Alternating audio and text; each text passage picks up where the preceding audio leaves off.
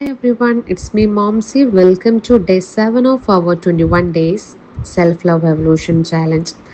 നമ്മൾ ഇന്ന് നമ്മുടെ ഈ ഒരു ജേണിയുടെ ആദ്യത്തെ ഒരാഴ്ച പൂർത്തിയാക്കുകയാണ്. മെയ് 1 തുടങ്ങിയ ഈ ഒരു മാറ്റം ഇന്ന് നമ്മുടെ ജീവിതത്തിലെ ഏറ്റവും പ്രധാനപ്പെട്ട ഒരു ഘട്ടത്തിൽ എത്തി നിൽക്കുകയാണ് അല്ലേ. കഴിഞ്ഞ ദിവസങ്ങളിൽ നമ്മൾ നമ്മുടെ ലക്ഷ്യങ്ങളെക്കുറിച്ചിട്ടും തടസ്സങ്ങളെക്കുറിച്ചിട്ടും ഒക്കെ ഡിസ്കസ് ചെയ്തു. പക്ഷേ നമുക്ക് എത്ര വലിയ ലക്ഷ്യമുണ്ടെങ്കിലും എത്ര നമ്മൾ ഹാർഡ് വർക്ക് ചെയ്താലും നമ്മളെ തളർത്തുന്ന ആളുകൾക്കിടയിലാണ് നമ്മൾ ജീവിക്കുന്നതെങ്കിൽ നമുക്ക് മുന്നേറാൻ വേണ്ടിയിട്ട് പറ്റും ഇല്ല. സോ ഇന്ന് നമ്മൾ ഡിസ്കസ് ചെയ്യാൻ പോകുന്നത് നമ്മുടെ റിലേഷൻഷിപ്പിനെ കുറിച്ചിട്ടാണ്. രണ്ട് തരം ആളുകളുണ്ട്. ഒന്ന് നമ്മളെ വളർത്തുന്നവരും ഒന്ന് നമ്മളെ തളർത്തുന്നവരും. ഒരു പഴഞ്ചൊല്ലുണ്ട്, നിങ്ങളുടെ ഏറ്റവും അടുത്ത 5 സുഹൃത്തുക്കളുടെ ശരാശരിയാണ് നിങ്ങളെന്ന്. ഇത് സുഹൃത്തുക്കൾക്ക് മാത്രമല്ല, നമ്മൾ ഏറ്റവും കൂടുതൽ സമയം ചിലവഴിക്കുന്ന എല്ലാവർക്കും ബാധകമാണ്.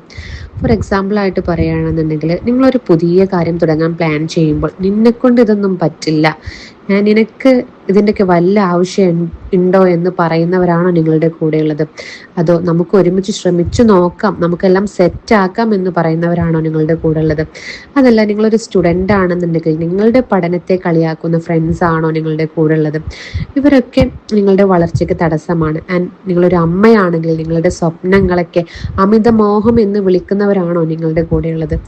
ഇവരെല്ലാം നമ്മുടെ എനർജി ചോർത്തിക്കളയുന്നവരാണ് ശരിക്കും. അവരെ നമുക്ക് സ്നേഹിക്കാം, പക്ഷെ അവരെ ഒരിക്കലും നമ്മുടെ ചിന്തകളെ കൺട്രോൾ ചെയ്യാൻ വേണ്ടിയിട്ട് അനുവദിക്കരുത് എന്നുള്ളതാണ്.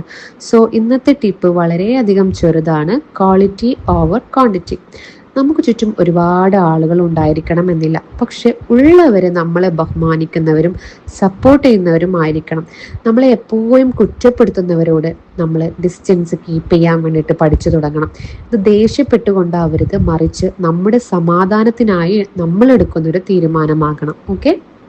സോ ഇന്നത്തെ നിങ്ങളുടെ ഒരു കുഞ്ഞു ടാസ്ക് എന്ന് പറയുന്നത് നിങ്ങളുടെ സോഷ്യൽ സർക്കിൾ ഓഡിറ്റ് ചെയ്യുക എന്നുള്ളതാണ്.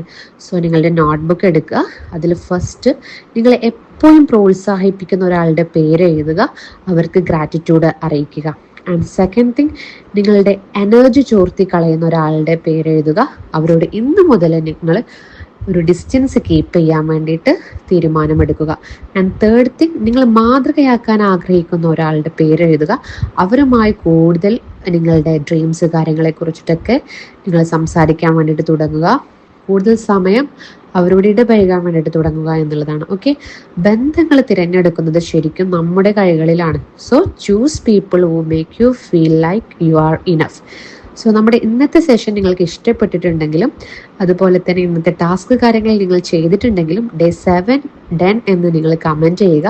നമ്മൾ വിജയകരമായിട്ട് ഒരാഴ്ച പൂർത്തിയാക്കിയിരിക്കുകയാണ്. സോ മാറ്റം ആഗ്രഹിക്കുന്ന നിങ്ങളുടെ എല്ലാ ഫ്രണ്ട്സിനും ഫാമിലി സർക്കിളിലൊക്കെ ഈ വീഡിയോ നിങ്ങൾ ഷെയർ ചെയ്ത് കൊടുക്കുക. സോ ഇന്നത്തെ നമ്മളുടെ വീഡിയോ ഇവിടെ അവസാനിക്കുകയാണ്. So that's all for today.